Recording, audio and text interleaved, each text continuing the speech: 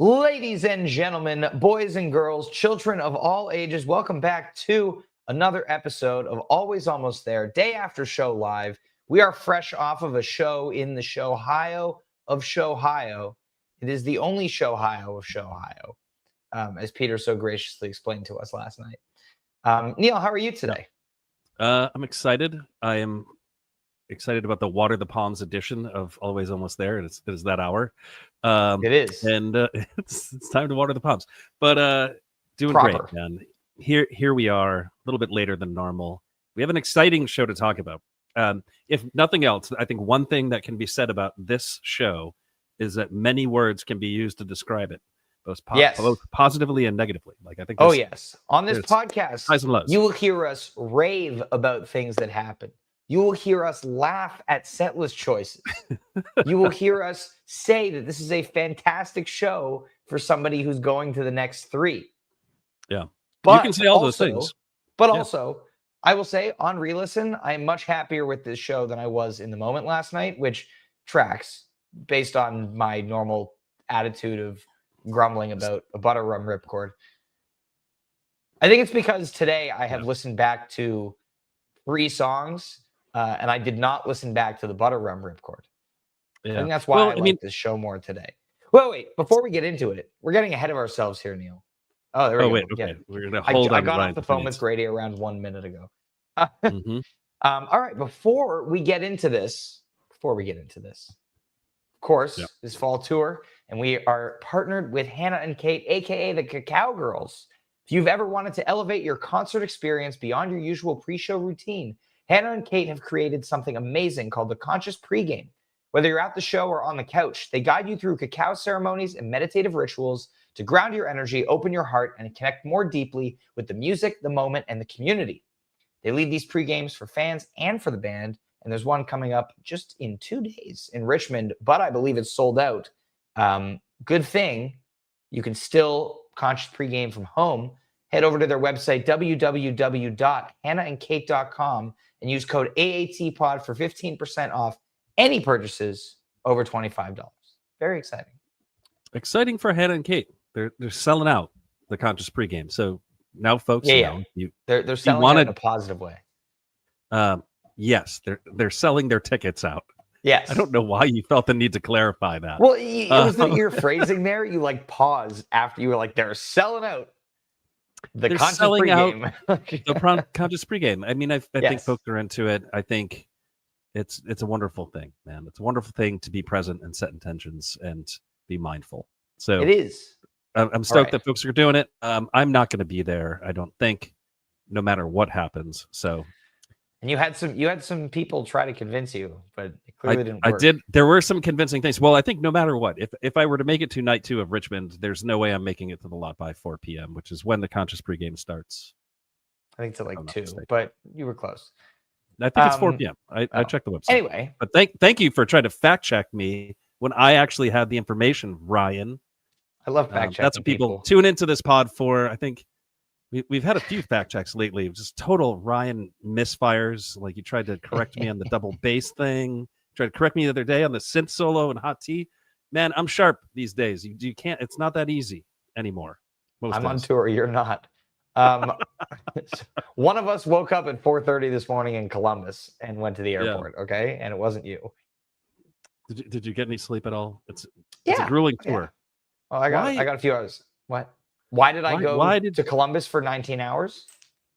Yeah. To see that wisteria, mostly.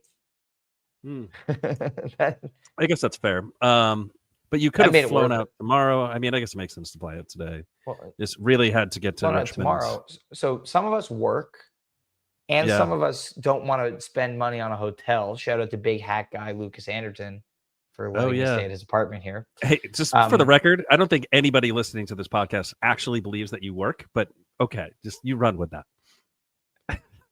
You know that I anyway. Okay. Let's talk about this show last night. Kemba Live, not my favorite venue I've ever been to. And I was thinking about this last night. I should have taken a video of where the merch table was, because you had to go through the bathroom to get to the merch table. Because the way that Kemba Live works is that it's an indoor and outdoor venue. the same thing. Yeah. It's the same stage, and it basically opens both ways. There's like a lawn and pit, etc. for the outdoor, which is where Goose played last night. Then there's the indoor venue, which is an indoor venue, and that's where they set up the merch table last night. And the only way to get in there is through the bathrooms.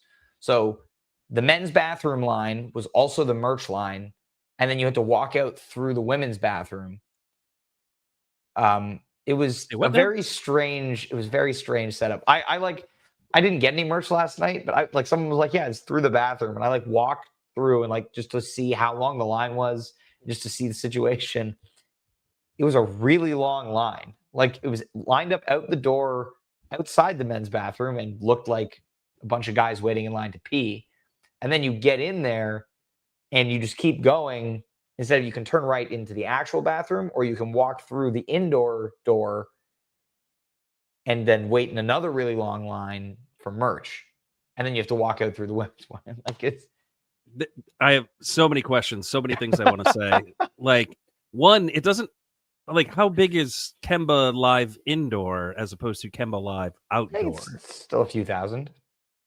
So couldn't they fit those few hundred people inside the few thousand person venue instead of making them stand in a line that snakes through a bathroom? Or they could have done what people said they did last time, which was have the merch booth set up outside, which is what apparently was the case last time Goose played there. Everyone I talked to who lives in Ohio, who has been to Kemba a bunch, is I've never seen this. This is fascinating. So this is taking the AAT bathroom review to a next level kind of thing. Anna's going to be happy about this one. Yeah, so we should let her know about that. Also, looking forward to the Reddit posts of Ryan Storm creeping the women's bathroom at Kemba Live with you just walking through, trying to figure out where the hell you're going. So it's going to happen at some point. All Maybe right. it already exists. Relax. It's not your fault. So regardless of that, didn't love this venue because your choices were very tight pit in the front or lawn at the back, which was on a big slant and covered in decomposing what looked like goose poop. But it was already it was already I don't know, well into being decomposed, so it wasn't stepping in poop, but it's not the greatest of lawns at a concert venue that I've ever seen. Maybe that's the inspiration for some first set list choices. I don't know. Who knows? Good segue there. Well, as we know, when Peter comes out and he says something about how excited they are about the show, or they love playing in that city, or they're going to go super hard tonight, they're going to open with Dr. Darkness after that. Yeah. And thus they did. Yes. We've learned some things about the Dr. Darkness opener, which apparently Rick gets in his feelings. This helps him process his feelings. I don't know. I didn't do the Reddit AMA thing, but I heard that was discussed. But I don't know. But regardless, putting that aside, love that for Rick. First set, I mean, we can kind of just talk about most of this first set in one go here. We get 1, 2, 3, 4 openers, 4-pack here of Dr. Darkness, My Mind Has Been Consumed by Media, Interlude 2 into Jive 1, and Turbulence, all of which I guess that's 5 openers because Interlude 2 has open shows and Jive 1 has open shows. Yeah, 5-pack. Nice little 5-pack. Yeah, it's good. Nothing to write home about here. And I feel as though there were some points where they weren't quite clicking in the first set. We'll talk about it in the next song as well. But I hadn't seen Turbulence in a really long time, which I realized because they've only played it once since Fiddlers, so that was nice. Yeah, I mean, I guess that's something to get excited about, especially if you go to a zillion freaking shows as you do. What are my thoughts on all of this? Do you have any? Well, Short Rest, My Mind Has Been Consumed by Media. That's cool. Third one of the tour. Yeah. That's about in line with how they've been playing it this year, though. It's been this year, but not last year. Yeah. I mean, it was a rarity last year. How many times did it get played all year? No. Well, so it got debuted in September and was played 5 times last year. until Cincy, and then it wasn't played again until Idaho. Yeah, it was a long break, right? Yeah, 29 shows there. It's in 28 rotation. shows. It's fun. It's a good time. You know what else is a good time? When Goose covers Chick Corea. I was very excited. Yes. At the opening notes of Spain. This is the first one in 103 shows. Last played Thompson's Point last year, June 25th. Hey, I was at that show. A little bit flubby, but the Rhodes sounds amazing on this song. Yeah, I mean, well, it's a hard song to play. Oh, absolutely. I couldn't play this once every year and a half or so, or whatever. It's going to be tough. And I love this cover. It's shockingly rare. How many times have they played it? Like ever? 5. Five, right? So this is a low instance cover. One of like 2 of those being in 2015 and 2016. Right. And then one of them, like when it came back, was like, what, 2021, somewhere down south on the East Coast? Is that right? My memory serving me well? In Richmond, actually. Richmond. National. How about that? They're playing there soon. Do you know that? Tomorrow. Yeah. No, I didn't. I just like wonder like if these things are coincidences. That's why I was bringing that up. Right. Like they're looking at what they played the last time in Richmond, and they're like, oh, we haven't played Spain in a while. Let's do that. And, this show, I have some theories. I've got, the conspiracy mail thing going on right now. Oh. And aside from the conspiracy mail in the chat. Yeah. The hot Goose-spiracy theory these days is that Goose is an AI band, which is thought-provoking. I'm sorry, what? Oh, you haven't seen this one yet? Oh, I don't think I've seen that one. Oh, it's going to be the new thing. You're going to love it. Oh, boy. But in any case... My Goosepiracy theory is that 4 shows before the tour is done, the band almost always plays the jives, or they do an emptying of the tank and they play a bunch of songs they needed to get done, and because they needed to do a bunch of these songs in order to line up the next 3 shows, and they throw in as a treat like some kind of a song you haven't heard in a while, a little bust out. And Kemba just sees the bust outs. Well, I was going to say that happened last time. Like it got Rosalie McFall last time. I think like Rosewood was on a long gap at that show. Maybe like Mist was too. Yeah. Like there were a bunch of songs I remember in 2023. It was like Kemba was the show where they all came back. And there have been a couple like that on this tour as things make their way back in, but there were a few last night. Yeah. So getting towards the end of tour, they always kind of empty the tank a little bit. More often than not, jive gets played in the show, the jives. And this is what last night was. And it's not always the case. Sometimes they have an empty the tank show that comes the day after the Jives show. Which you know what is still in the tank? What? Torero. Where is Torero? I don't know. Well, they weren't going to play it in Ohio because they had just played it an hour and a half down the road in the summer. So I don't know. Still, I digress, man. I'm on the crusade. And then, so please forgive me. Never been my favorite cover. But I know people love it. Chattanooga's pissed.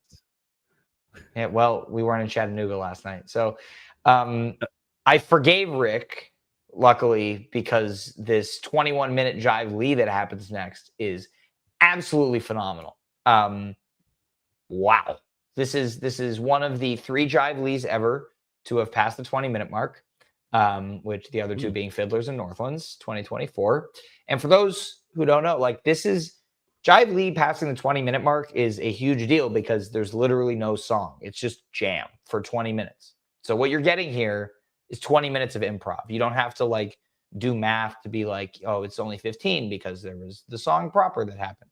No, This is 21 minutes of Jive Lee. They go through so many different ideas, but the one thing that remains constant throughout is Cotter motherfucking Ellis. Yeah, oh my God.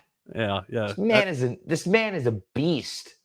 Yeah, those are my notes for this one, which is like I listened a couple times and I thought about sitting around and dissecting certain sections and saying like, oh, you should check out this section because this is dope and this section because it's dope. And I was just like, no, it's just fucking Cotter. It's Cotter all the way through, just insanity. I don't know how you do all of that for 20 minutes straight. It's ridiculous. So like if folks are going to ask me, what is an emblematic Cotter Ellis jam that I should go listen to and find out how or why Cotterellis rips, This this one. this is the one. Like, you Yeah. just gotta go listen to this, because it's kind of nuts the amount of notes that are hit on the drums in a very small period of time in certain sections of this jam. Like, it almost is like he has like 8 arms. It is bananas. It's also crazy because he's responding to Rick kind of going through all these different ideas and all these different shifts, and he does not lose a drop of momentum at all. Like, there are times Yep. where he kind of like dials back the intensity a bit, but he's Yep. still going. Like, it's really interesting also the way that Rick kind of goes all over the place and is like, we're gonna go dark now, we're gonna go light now, and there's really cool progression that Peter kind of brings in at one point on the Rhodes that then Rick makes. So it's cool, actually. I'm a little scatterbrained here talking about it, but Peter at one point is doing this really cool textural Rhodes stuff and starts to bring in this uplifting, like ascending progression. And those are my they build around it for a minute, like, or less than a minute, but like a second. And then Rick is like, you know, like, we're going to go dark again. And then like a minute later, Trevor brings that progression back in. And I think that's so cool. And that's not something that Goose does a lot. Like, you'd expect like Peter would bring it back, but like a thread that Peter was, you know, brought up in the jam earlier, Trevor's like, I liked that idea. Let's go back to that. And so it's really cool. And we're seeing this kind of growth from the band. You know, it makes you wonder why they weren't doing that for the first 55 minutes of the set. But it's okay, because this Jive Lee is phenomenal. It's very good.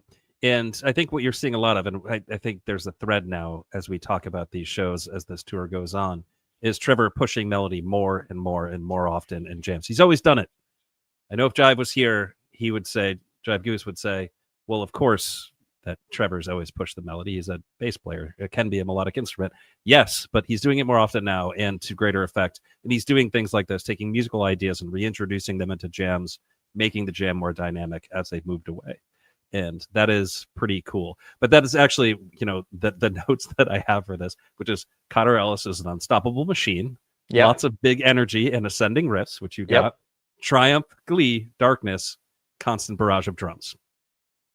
That's the jam chart right there. I don't know. You got to throw that in the jam chart. Throw that in. Well, allegedly you have written one for the Arrow. I did write one for the Arrow. I don't know where it is because you didn't put it in the spreadsheet, but I'm excited to read it.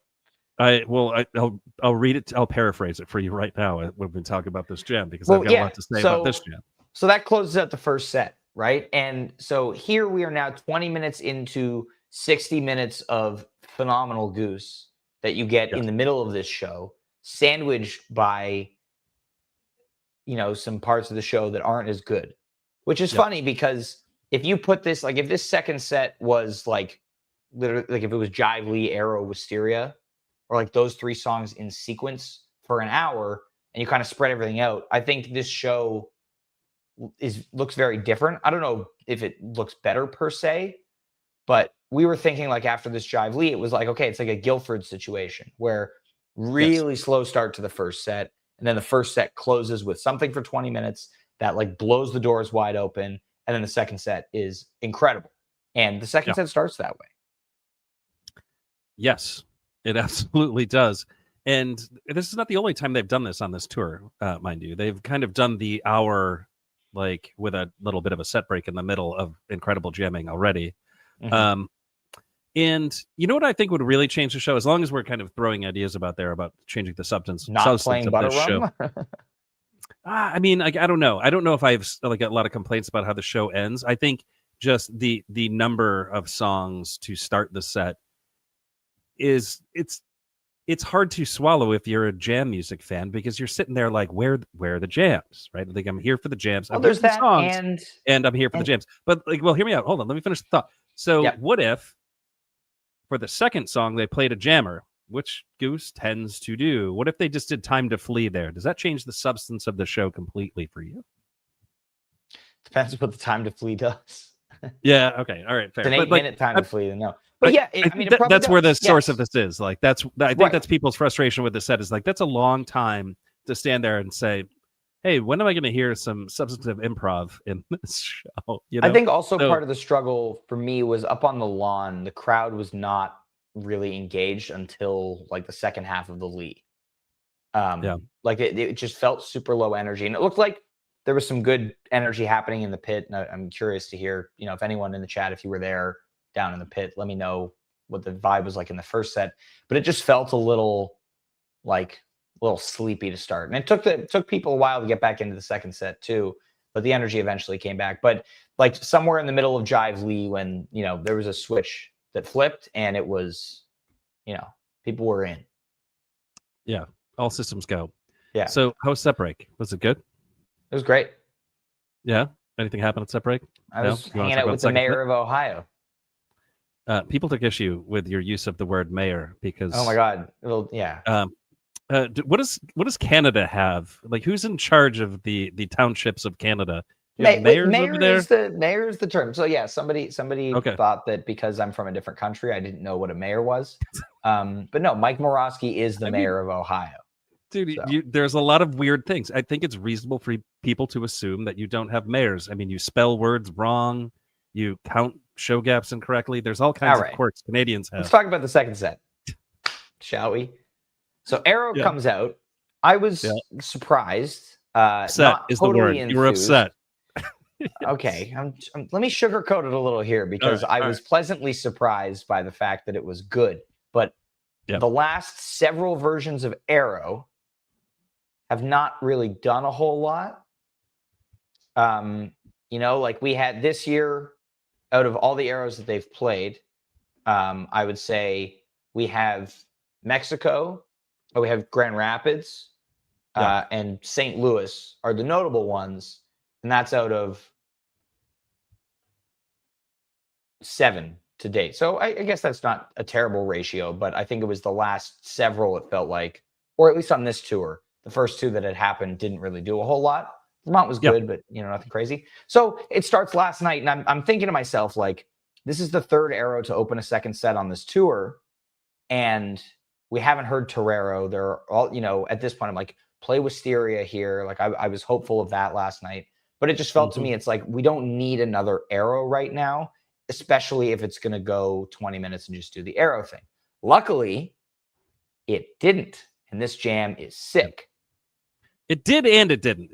That is the interesting thing about this jam that I have noticed, is there were some things that were done in a typical way. Some instruments played in a very typical way, and some instruments weren't.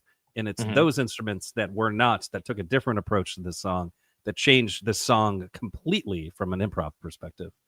Do tell. Yeah, I will. I will tell you about that. How about that? So the interesting thing, again, that starts this thing off is that Trevor's doing all kinds of things, driving the melody of this, and makes it sound excellent. Because if he wasn't doing that, if he was just kind of playing like the simple bass line to Arrow, then all you would have left is Rick just riffing Arrow, which is the thing that I think can get a little tiresome. Yeah. Because that can go on for a really long time. And then for a stretch, you have just Peter making weird sounds. But because Rick is kind of riffing underneath Trevor doing Trevor's thing, and Peter's doing weird sounds, the whole collective sound is incredible. And the star there is Trevor. And that is really, really cool. And that's how the beginning section of this Arrow feels a little bit different to me. Mm-hmm. Then there's kind of like a switch up of instruments, and again, they're still kind of centering around that melodic bass approach, but Peter's just kind of doing this playful stuff on the marimba piano thing, where he's got like a little bit of a lowrider riff, and then he's got like a little bit of loose ends. Actually, a little bit of look at Cleveland. So he's playing with like a bunch of different melodies in here. And then that makes that part interesting too, because it's otherwise like a little bit still just like, I don't know, just kind of like your regular Arrow otherwise. Well, so what I thought was interesting is this kind of, I guess, ending portion of the Arrow, but the last few minutes before I haven't gotten there yet. I thought you were getting there. Sorry. Oh no. I'm not done. This is just the middle of the Arrow. So like that part was like pretty neat and cool. And then the thing happens. So he finds this little kind of Talking Heads, little psycho killer percussive piano riff. And Rick is still just kind of meandering around doing the Rick Arrow thing. And then all of a sudden he finds the riff. And then the riff comes in. and then Peter hears the riff, and then he picks up the riff, and then Trevor picks up the riff, and then all of a sudden they're in this space that sounds sick. And like, this is where the jam becomes what I think exceptional. If they hadn't done this part, then we wouldn't really be talking so enthusiastically about the jam, or at least I wouldn't. And so that big riff kind of builds into this piano led jam that is straight up from the New Hampshire Fish in the Sea. They do the same exact thing in there. Not the same exact thing, but a very, very similar thing. I wouldn't go that far. This reminded me more of the Alpharetta Big Modern, actually. The last few minutes of that. It's got a little bit of that vibe to it. Yeah. Before the loose ends. But like so the last thing I have to say about this is they find that little jam segment that sounds a lot to me like the Fish in the Sea from New Hampshire, but it's straight up a little bit of vibes of Smooth by Santana featuring Rob Thomas from Matchbox 20. So if you hear the riff in there, let me know. I feel like I hear the riff, or almost the riff. It's not a tease, but when I write the jam chart, it's no Wrong Way by Sublime. It is no Wrong Way by Sublime. That one was one of the most mind-boggling teases I've ever heard. Also, and that was at New Hampshire. That was at the New Hampshire show right before that Fish in the Sea. It all connects. It all connects. It's all happening. All right. Well, so what did you think of the jam? Yeah. Well, no, I mean, I've kind of come in a little here with my opinions. I don't have a ton to add, but I do want to talk about this Wisteria a lot. Also sick. Actually. This is my highlight of the night here by far. This is also, in my opinion, pretty easily the best Wisteria since Portland 2024. 6/26/24. We've talked about almost every time they've played Wisteria this year. It's like they're trying to get there. They kind of start getting there, and then there's a segue or a ripcord, something like that happens. And last night, praise be, neither of those things happened. And they just jammed the shit out of Wisteria for 20 minutes. This gets going quickly. You get some like absolutely filthy 2-guitar churn in the early half. Just phenomenal playing from them. And then this major key segment that they come into, it's 2-guitar for a while, and then Peter hits the piano. Was like, it's just gorgeous. And this is one of the things to me, like when Goose hits that multi-section thing, when they push past that first idea, when the first idea is fully developed and they can theoretically end the jam. And I feel like in a lot of this year's Wisterias, they would have ended after the initial churning thing, but they push through into this major key thing that just unfolds into this wonderful peak. And I think if they had played this jam at the Chicago show, there would be certain people who would call it the jam of the year. But hey, slow down on the accusations. I will say this I'm not calling it the jam of the year, for the record. On a Tuesday night. This is a Tuesday night. Yeah, I don't know if it's up there in the conversation. Absolutely. This is a good jam. These are the good jams we're waiting for. Yep. But so you said since Portland. So you've skipped over a significant Wisteria in that, which is the Salt Shed Wisteria, which was in the Jam of the Year bracket. It was a 16 seed, though. I would say that this one is, pretty handily better than that one. Handily better. Okay. I was curious about like how you measure one against the other. Very different Wisterias, Portland and this one, I think. Just got different kinds of vibes. I don't know if I have much more to add than what you've already said. The beginning kind of frenzied section was refreshing because I feel like we haven't gotten that kind of jamming in a while. And then, of course, the shift to the bright kind of major key thing is always good. I mean, it's a thing that they do so well. And I love this one. And then the big ending, which I was saying last night, where it's kind of got those swells and those big dynamic shifts, very reminiscent of the Perry Western Sun. Jam of the Year parallel, winner, by the way. You said that last night, and I was like, oh. It is. It's got that whole big swelling energy. I mean, it's not the same, not exactly the same, but it's got that kind of vibe. The way the jam moves, the way the jam breathes is very similar to the Perry Western Sun.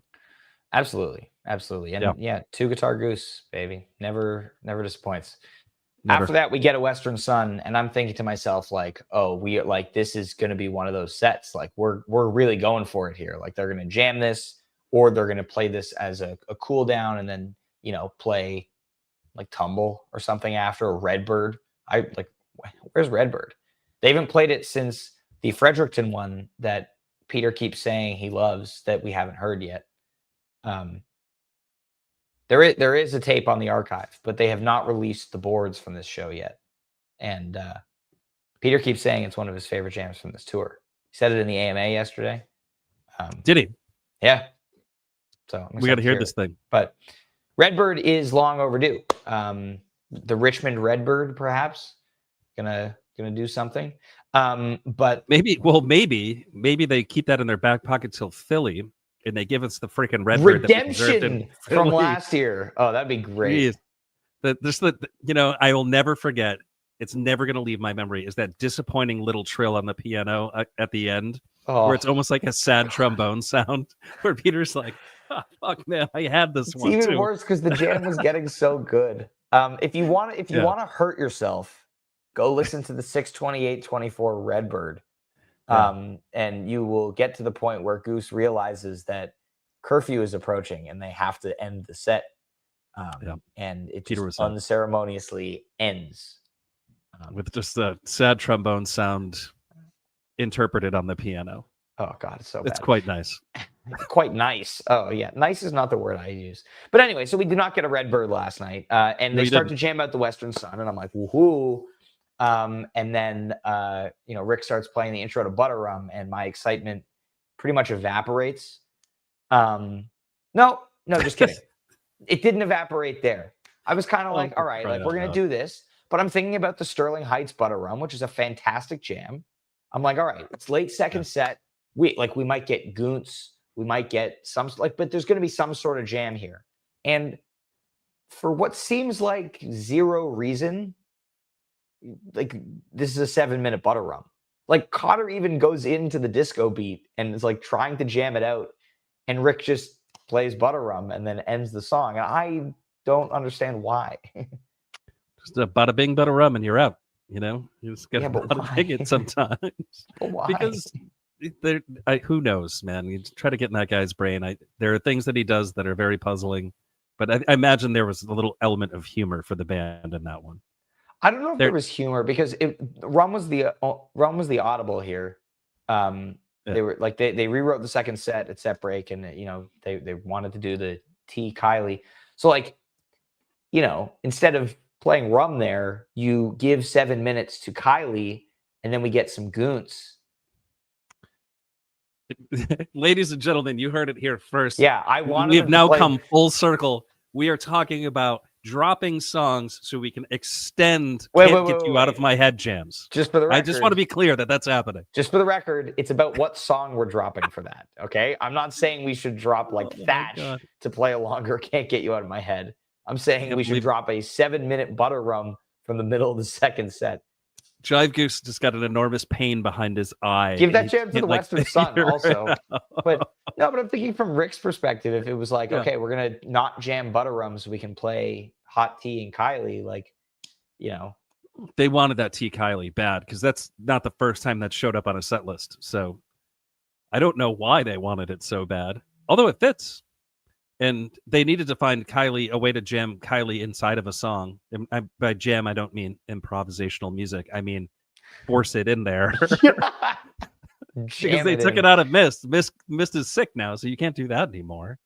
So now you got to put it inside of another song. And hey man, listen, if you're gonna put it in a song, put it in Hot Tea, close the set, whatever, dude. It's all fun. Yeah. This is also the first Kylie in 73 shows. Last played in Birmingham, Alabama. Last fall, October 26th. And you get around 30 seconds of Goons because, they start setting up the Goons thing. Cotter does like one build. I think as he's doing it, they have okay, wait, actually, we don't have time for this. Curfew's coming. And so instead of hitting like the drop into the Goons jam, they hit the drop back into T, which was kind of cool. But yeah. I don't know. Hot tea, I got Kylie. nothing else to say. Look at that, I gotta like- be honest, man. Honestly, I think Jive Goose got a pain behind his eyes when he saw butter rum hot tea, can't get you out of my head hot tea as part of the second set.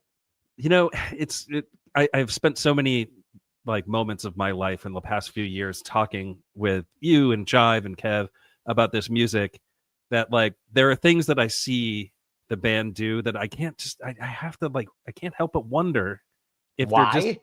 they're saying like fuck you Jive Goose like as they're writing the thing. And like this one is like the most like if you listen to the podcast at all, you listen to the recorded episodes where we do like tour recaps, you know that the songs that Jive Goose has the biggest set of problems with are Hot Tea, right? Electric Avenue, Yeah. Yeti, as he pronounces it. And then, of course, Can't Get You Out of My Head. Hates it. Hates this stuff. And then when they start jamming these things together, again, forcing, not improvising, you have to wonder what this has to do with things that they've heard about Jive Goose and his feelings. I don't know. Maybe they know, maybe they don't. It's just out there in the universe. And then you get a quick Salt encore. Yeah. You know. It's good. Hey, I mean, Salt is great in this slot. Listen, like, and I've been saying for years, like, Goose has needed a song like this that they can jam in the encore, not improvisationally, when they only have 6 minutes left. Yeah. And like this is it. Don't do it or Salt, right? Like or Salt. Like I mean, Love Light or Salt. Salt, yeah. It's like just do Salt every third show. That's the answer. I'm down. Or a short Arcadia. I don't know. That's or on tap Salt. too. Yeah, God, don't. Or Salt. 6-minute Arcadia. We've seen it. We hate it. We don't need it. Yeah. You might see it again before the end of this tour. Yes. So, it can be, you know when it's like, like what is it, like Rose and Thorn, or like a compliment sandwich or something with like criticism in the middle? We just did the opposite of that for this show. Yeah. We were like, criticism. Holy shit, these jams are really amazing. Wow, the last part of this show sucked. Well, I don't know if sucks is the word I would use. I don't want to like go on record here about this show saying like it was just a disaster all the way through, because I do think that Hot Tea, Kylie Hot Tea is actually a fun section to a show. Yeah, very fun. I think it was just coming after a 7-minute butter rum in the middle of the second set. It was a little like, Rick wanted that rum, dude. Sometimes you gotta have it. You gotta have it, and he had to have it last night. And that was his last chance to play it forever, because there's no way they're playing it the rest of this tour. Forever. Well, now they're going to play it in Philly because you just said that, Neil. Hell yes, let's go. Now put that out listen, there. I'm going to actually, now that I've done it, I'm going to totally commit to it. Philly butter rum. Let's go. I'm going to skeet about it later. Jam of the year. That's going to be the one. Like the skeet if you're into it. Might even put it on my Instagram. I've got a whole 250 followers now. It's going to be sick. Wow. So yeah, like and subscribe, as our friend Matt would say. And actually, I wanted to look, and I'm just now remembering that I had this. Are you taking out a book? No, set list. So they were like, so it's literally they just audibled rum. Like they rewrote this at set break. I think I took a picture of somebody's full set list last night, actually, and what they were originally planning on doing. Yeah. So first set, Dr. Darkness Media, Jive 1, Turb, Spain, Please Forgive Me, Jive Lee, Indian River, Salt. Yeah. No time for that. So Indian River's on the table again, though, for this weekend. I wonder if they do the Sanskrit or Sanskrit. Go back to Delta. And then let me tell you, I think the rewrite of this second set is better than what they were planning on. They just kind of rearranged stuff. But Kylie T to open set 2. Ouch. That sucks. That would have been bad. Yeah. Then Wisteria, Western Sun, Rum, Arrow, SOS Encore. But Kylie T to start your second set is not what you want to see. Do you think like somebody just came by like at set break and they're just like, Rick, listen, Kylie T kind of sucks. We got not a good idea. That I feel like that had to have happened. Like somebody was just like, listen, man, I just got to tell you. And Peter I was don't like, know. dude, like we can close with it, but like we can't start with that. We can't do this. Not after the first set. In any case. Well, I anyway, digress. we're sounding now like we hated this show. But this is I don't know, man. Yeah. Well, it's a weird show, is what I was saying. Like, because all the really, really cool shit is right in the middle, and there's more really interesting jamming in this show than most of the shows on this tour. Yep. Like, when was the last time there were 3 jams that you could possibly put on your playlist in one show? New Hampshire. That's why we were talking about New Hampshire, right? Is that really? Yeah. Well, I mean, it depends on who you are. Some people I think would be really stoked on several things that happen at Madison Square Garden, but sure. Or I mean, like I would say this is the best show since Detroit. Oh yeah, I think that's in terms of like in terms of improv, like and just the amount of jamming that we got. Like this is a great show for that. And so I'm curious to see what happens this weekend, because this has not been a tour where you can really predict where they're going to go, because it's been kind of all over the place. And so I'm really hoping that from here they're like, all right, let's do a whole show like this, and just like really play Torero at some point. Yeah. Well, I mean, Torero is not the sole ingredient of an excellent show, but no, I it's agree not. with you I just want them to play. I just want them to play Torero. Yeah. But one thing I'm certain of is that they have now lined up their catalog, I guess, and they're going to play 3 very strong shows to finish out this tour. I think if you're going tomorrow night and the night after, you're really excited. And then, of course, if you end in Philly, you know that Philly tends to have strong shows. Period. Full stop. Goose is a Philly band, according to the community and how they vote in the bracket every year. Yep. Yeah. They're a Philly band. It's close to home. Yeah. Anyway, we will see you guys on Friday to recap Richmond Night 1, happening at the Allianz Amphitheater at Riverfront. Yes, that's how you pronounce it. It's not Alliance, as I thought it was. Same. Allianz. Interesting pronunciation. Shout out to big hat guy Lucas Anderton for teaching you the correct pronunciation of Allianz. I said Allianz, and he looked at me like, how dare you? Man. How dare you? Richmond locals take their company corporate sponsorships seriously. Okay. Very seriously. Well, serious we're going there. It is unlike Kemba, it is a beautiful new venue. It is on the river. So very excited for these shows. Heard great things about this place. And we will see you on Friday afternoon to recap. Of course, once again, a reminder, you can visit hannahandkait.com and use code AATPOD for 15% off any purchases over $25. Get on that couch tour cacao ceremony.